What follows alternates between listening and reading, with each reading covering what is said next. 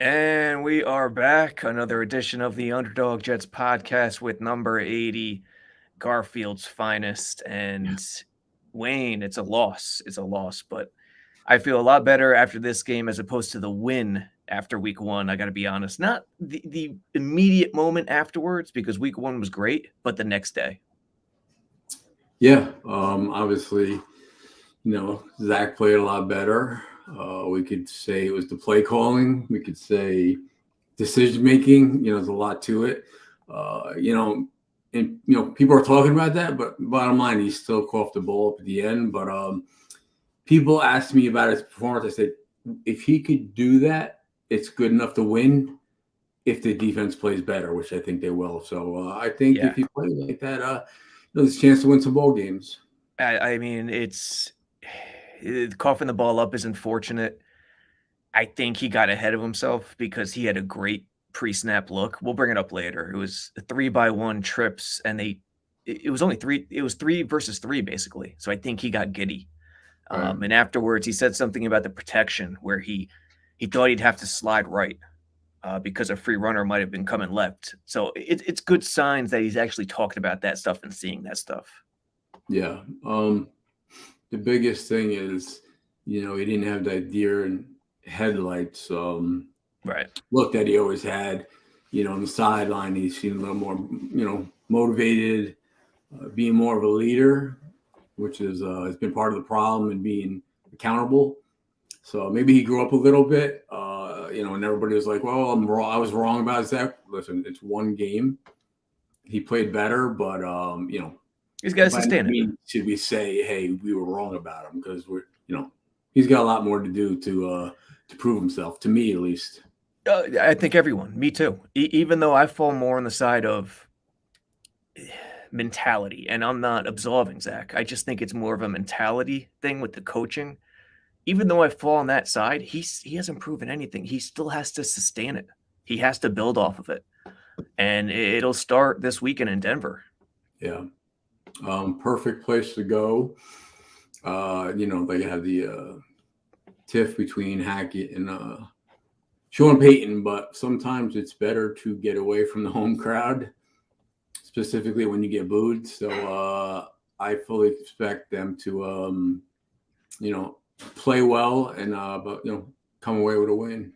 How was it was also last year Denver, the game that they won to improve to 5-2, but the game that everything turned because that's when AVT and Brees Hall went down for the year. Right. So it's kind of a house of horrors for them right now. Who do they have after Denver? Philly. Wow. Philly at home, the one team the Jets have never beaten. Philly at home. So this Denver game is crucial, and then a bye after Philly. So if you win this game, get to 2-3, you don't want to say it's okay to lose to Philly, but it's a tough game. It'll be home. And if anything's possible in the NFL, I mean, they could lose to Denver and beat Philly for all we know. The thing is, though, you needed that New England game. That's one you had to have. You had to have that, yeah. You pull this one out the other night. You're sitting there with a chance to be 3-3. Yeah. So I look more at the New England game as winnable than the other night, even though it was a one possession game. But yeah, I mean they got to get this one. They'll try to get back to 500, but it's a shame they couldn't pull these last two off. Yeah, and look at this first play of the game. This goes to what we talked about last week with their mentality. Mm-hmm. Two tights. And interestingly, even though the Chiefs were aggressive all night, Spags was ahead of Hackett here. He was ready. He had two deep right off the bat, and it played right into Spags' hands. Play action, just a two-man route with two over the top, so Zach has nowhere to go. And it's a good play to not force anything downfield. Right. Yeah, he was more decisive, but Yeah. You could see when he started getting the ball out of his hand on time and deciding when to scramble and stuff like that. It just clicked at one point. But like you said, not starting off the game with a potential INT or turnover maybe showed a little growth. What did you think? Because this is the big topic. What did you think about the penalties? and the call on Sauce Gardner on the intercept. Come on, you got to give it to the fans out there that they're dying to hear what you have to say about this one. Yeah, it's tough. I showed you my eyes messed up. I had just gotten back from the hospital. I had been for a couple of days, and I was kind of like out of it. And I'm watching, and when they threw that flag, I kind of like jumped off the couch. I was just like, I couldn't believe, not that they made the call, but how late it was. You know what I mean? Yeah, that's. And then not calling the hold on Jermaine Johnson on that, but they did give up 2 3rd and 20. You know what I mean? You can go back to that. It's not one play, but that holding play was terrible. So, the defense left a lot to be desired. Let's be honest. That's why I said if they could play how they can, and Zach could do that or close to that, there's a possibility to still be a playoff team. Did you notice what Reed did? I mean, and every smart OC does this against the Jets D. So counters, draws, misdirections to try to take advantage of them overplaying, over pursuing, and they ran for over 200 yards. They destroyed the Jets' edge game. Like they killed their edge play all night. Pacheco, whatever his name is from Rutgers. I mean, Jesus Christ. Does he run hard? God. Yeah, but he's all. I mean, it's just they got gashed in a couple of plays, and Reed's like, we're going to be the 85 Bears. I've seen nothing like that. Yeah, no. The talent's there, but they haven't really played that perfect, pitch a shutout kind of game. Right. Something they can do this week versus Denver. I'm sure they're going to fired up. So maybe this is the week that they show that.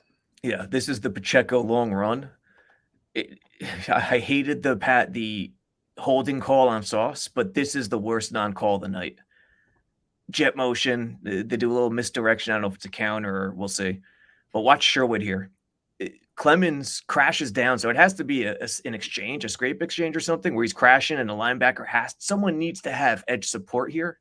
Right. And watch Sherwood get tackled. He gets tackled here. Yeah. Tackled, tries to get away. Dude grabs his foot and that's the worst call of the night, in my opinion.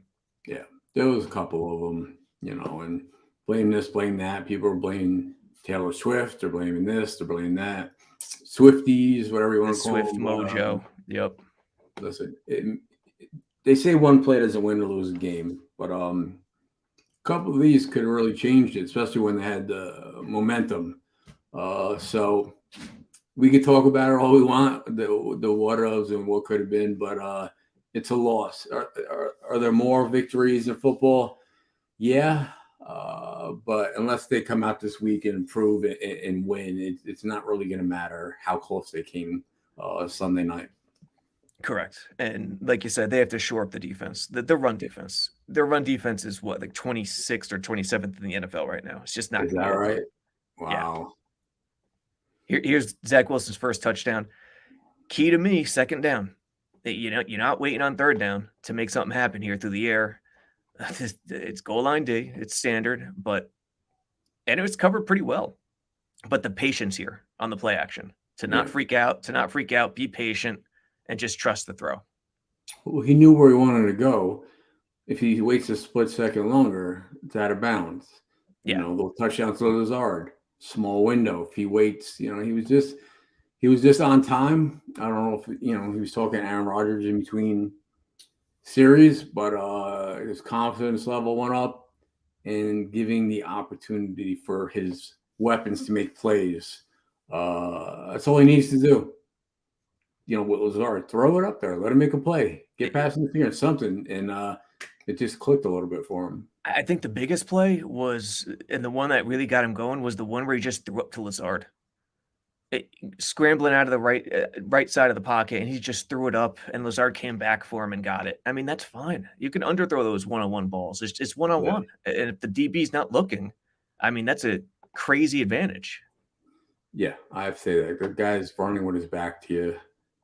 Even a crappy throw, which he does a lot, it could get a completion. Yeah. If the receiver can make a play on the ball. And he did that. And it's frustrating as hell to me because it's something that could have been done the last couple of weeks. Mm-hmm. And like I said, just trust yourself, trust your receiver to make a play on the ball. Right. And listen, I think we mentioned it too. The Chiefs might be the best opponent for the offense because if they get down early, they'll be forced to have to go downfield and be aggressive. Yeah. And I'm hoping that's not the only reason that happened. Yeah. Let's read some of these comments here. What do you got? No, just it's positive, more positive than it's been. Sorry if I'm talking weird. I took a chunk out of my tongue when I fell, so it's like hard to talk. An actual chunk of your tongue is missing in the side. Yeah, you got messed up, man. Like, God, dude. Note to self: do not take 10 Advil a day for years because that's what happened. I ripped a GI bleed, so I was bleeding into my stomach, and my blood pressure went down like 60/40. Passed out, hit my head. They rushed me to the hospital and stuff like that, just because all the headaches I've had over the years. Yeah, yep. And now I'm paying for it. It's self-inflicted. But like I said, I know I wouldn't say it's self-inflicted. Not even close to self-inflicted. If I'm talking like Mike Tyson, it's because my tongue hurts. I'm positive no one out there cares. That's Travis W. Notice a change in Zach's general demeanor. Looking as I think he's turning the corner, fingers crossed. So yeah, listen, I was one of many, many, many people who said he's not the guy. He doesn't have this. He doesn't have this quality.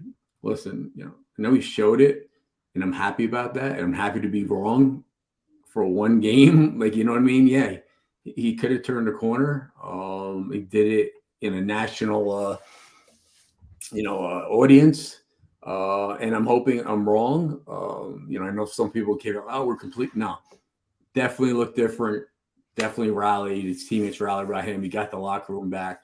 So, yeah, I'm not saying I'm wrong. The jury's out. But, yeah, he definitely, Travis W., his demeanor looked completely different.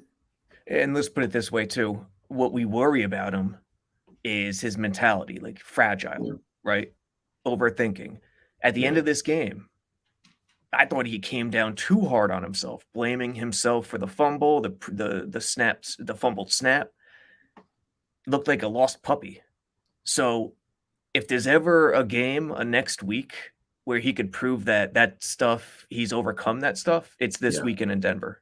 Because it's a good chance if you think he's too fragile, he'll just revert back to the scared quarterback this week in Denver after what happened at the end of this game. No, this was a perfect game. I would hate for them to be, going against a team that, like the Eagles or, right. Some of these teams are, when you're playing the Chargers, the Bosa coming off the end. I'm not sure too much about Denver. I know they have Surtain. Yep, they got Surtain. I don't know too much about them, but I know they can shut down Russell Wilson. I know we can score on them. So to be on the road against that opponent, it sets up good, man. Yeah, this throw, this is all confidence. To open the second quarter, Chiefs, normal look for them. Normal look for any defense playing Zach Wilson, press on the outside. If this receiver's over there, it's going to be press on both sides, but they're going to stagger, single high. Do they bring heat? Yeah, they bring 5. And he recognizes one-on-one coverage everywhere, confident throw, boom. Reads the leverage that's what you got to see. And we finally saw it. Yeah. Dude, it's not that hard. It's not rocket science. It's not. No. It's not rocket science. What's the worst thing that happens on that in the one Ozark? It's incomplete. Exactly.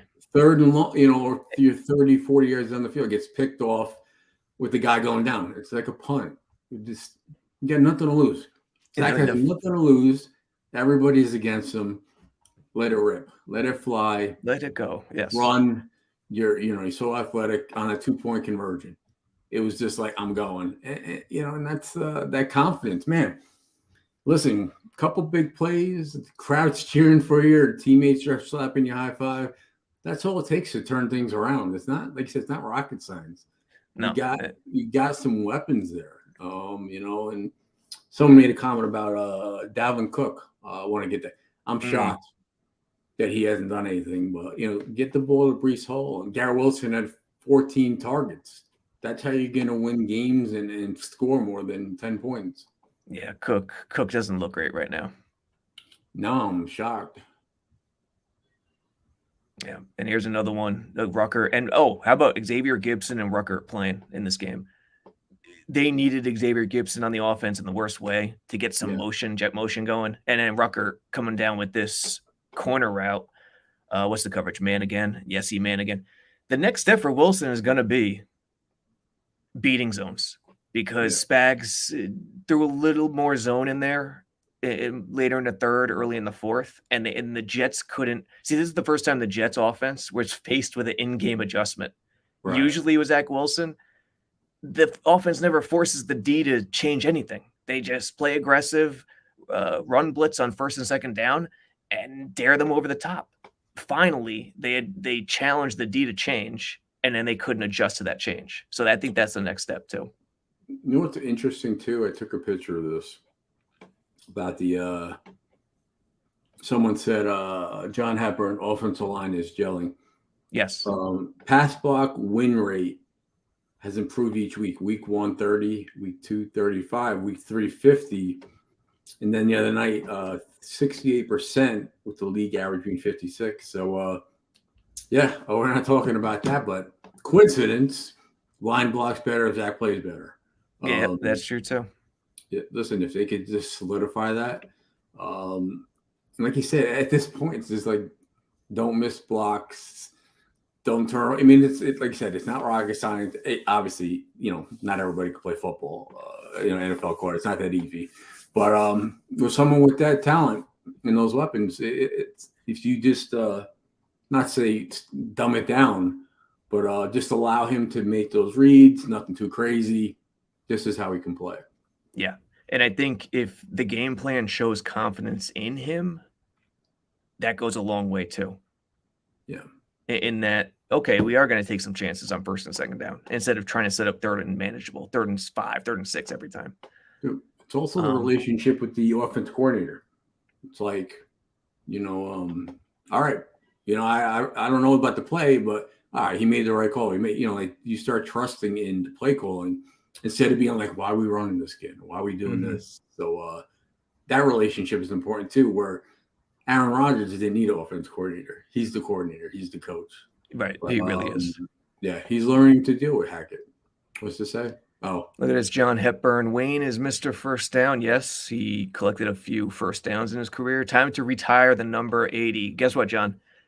It's basically already unofficially retired. I don't know what they're going to do, John. I mean, it's 28 years since I donned it in 95. I don't know what they could do. It'd be awful weird to see someone wear it. I think there's other jerseys that should be retired before mine, but if it happens, I don't know. It'll be it would be insane, but it would be weird. But if they don't want to retire, that's their choice. And nah, it's gonna get retired. We know that. There was actually talk remember when Jamison Crowder came here? There was a rumor started when he got signed that the Jets said he's gonna wear number 80, but it wasn't true. And obviously it didn't happen. He wore 82, I think, but yeah, 80 will be retired. When the rosters came out, during the year, and it said Crowder number 80. Oh, it did. On the Jets website. Oh, so it wasn't a rumor. That's where it came from. I didn't realize that. Wow. No, so I text a guy over there, in the group. They're like, "Oh no!" Like it just whoever came over from whatever team, that was the number they had. Gotcha. And they said no. They said absolutely not. No one's gonna wear it. Which was funny because when Lavernius came back, the second or third time to the team, he asked for it, number 80, because he was 80. He took my, number 80 in honor of me when he went to Washington. And the equipment manager was like, no, can't have it. And Lavernius is my guy. So I think people have asked for it, but the answer has always been no. So I think that's pretty cool. Here's the question. If the rules are now where you could have worn any number, would you have stuck with 3? I probably would have started with 3 after training camp. I certainly wouldn't have switched, but kind of weird, right? I don't know. Yeah, think about that. The If cool the thing rules, is when you go to the stadium or see fans, some numbers you see and you're like, it could be 1 of 2 or 3 people. And then you have your basic Klecko and Namath and this and that, but there's been 2 or 3 number 85s or 87 or, 88s. But if yeah, you see a number 80 jersey, it's pretty much 100% that it was me, unless that's you're a it. Johnny Lamb Jones fan. Johnny Lamb Jones. Yes, I forgot about Lamb Jones. Yep. I was looking, people, I used to see all the number 33 Jamal Adams jerseys, and people burned them when he left or whatever. But Yeah.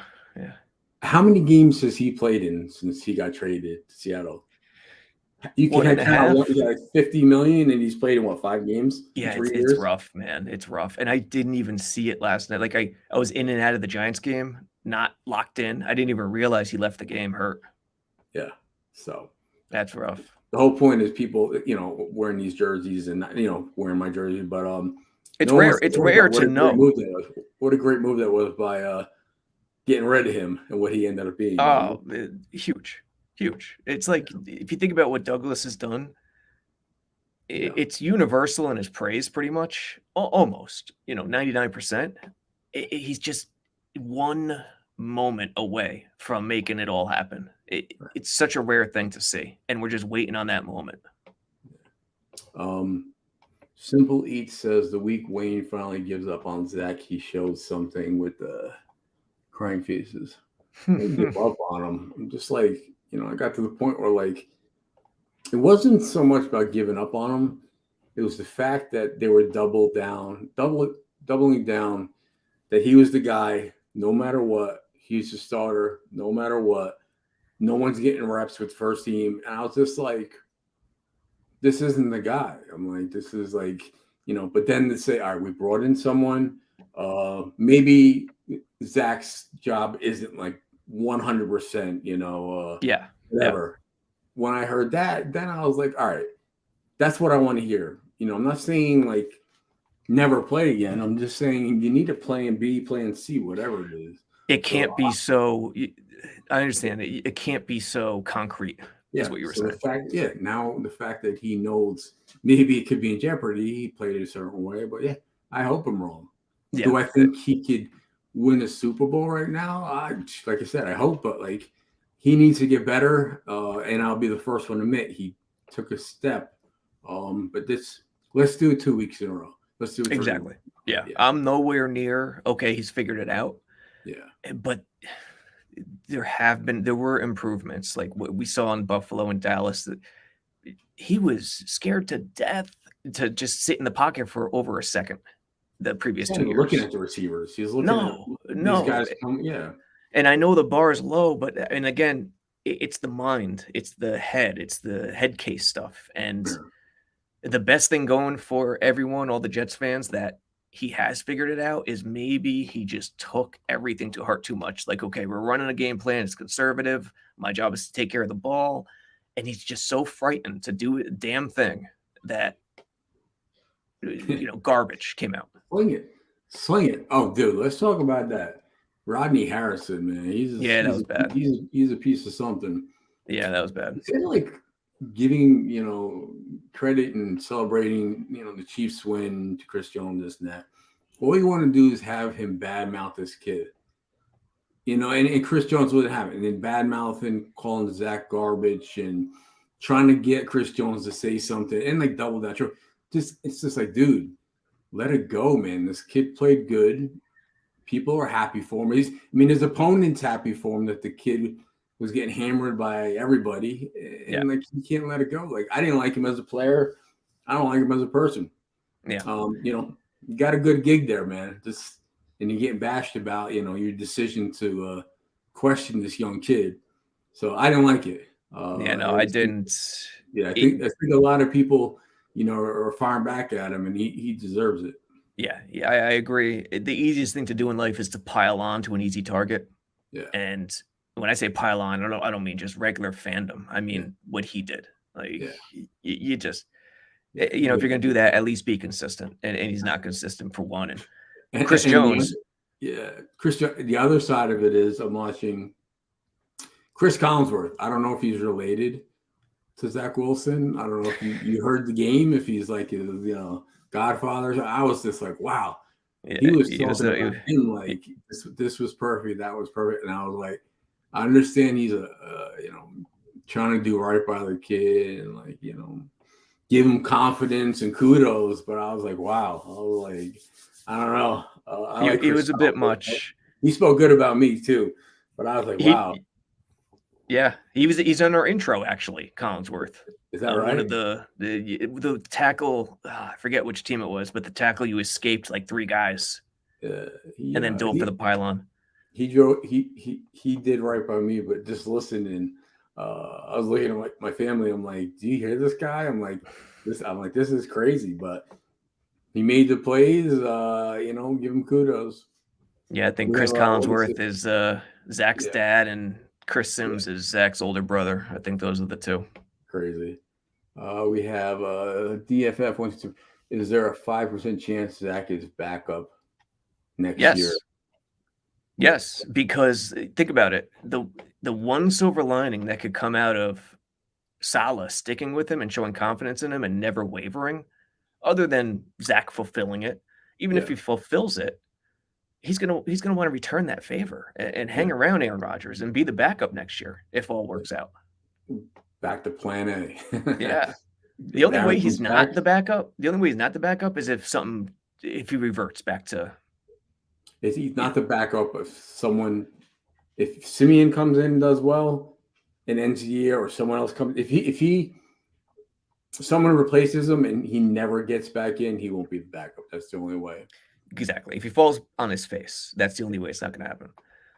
We're going to take a couple more questions. Don't forget, discount code 80 at Jets X Factor, and rate and review us on iTunes. Underdog Jets Podcast. What do we got here? Brian Della Porta. Why did the Jets have Bryce Hall in press? I think he's saying man coverage against Travis Kelce in a crucial point in the game. I don't know if you saw.